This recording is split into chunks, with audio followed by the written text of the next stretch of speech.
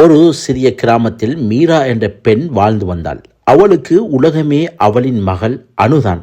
அனுவின் தந்தை அவள் சிறுவயதிலேயே இறந்து விட்டதால் அம்மாவும் அப்பாவுமாக மீராவே அவளை வளர்த்தாள். காலை விடிந்தால் முதலில் எழுவது மீராதான். அனுவுக்கு சாப்பாடு செய்து பள்ளிக்கு அனுப்பிவிட்டு தான் அவள் வேலைக்கு செல்வாள். தன் கனவுகளை எல்லாம் ஒதுக்கி வைத்து மகளின் எதிர்காலம் மட்டுமே அவளின் கனவாக இருந்தது. அனு வளர வளர அவளுக்கு அம்மாவின் தியாகங்கள் புரியாமல் போனது. எல்லா அம்மாக்களும் இப்படித்தான் செய்வார்கள் என்று நினைத்து சில நேரங்களில் அம்மாவிடம் கோபமாகவும் பேசுவாள்.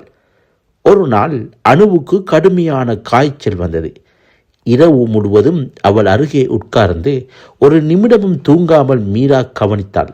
மறுநாள் காலை மயக்கத்தில் கண் திறந்த அனு அம்மா தலையணையில் சாய்ந்து தூங்கியபடி இருப்பதை பார்த்தாள். அம்மாவின் கண்கள் சிவந்திருந்தன. முகத்தில் களைப்பு தெளிவாக தெரிந்தது. அந்த நொடியில் தான் அனுவுக்கு உண்மை புரிந்தது. அம்மா எனக்காக வாழ்ந்தவர், நான் தான் அவளுக்கான உலகம் என்று. அன்று முதல் அனு மாறினாள். படிப்பில் முனைப்புடன் இருந்தாள். அம்மாவை கவனிக்கத் தொடங்கினாள். ஆண்டுகள் கடந்தன. அனு ஒரு பெரிய ஆசிரியையாக மாறினாள்.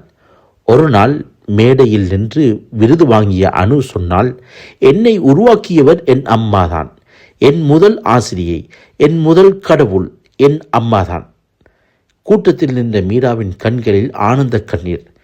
அவளின் வாழ்க்கை அன்றுதான் முழுமையடைந்தது.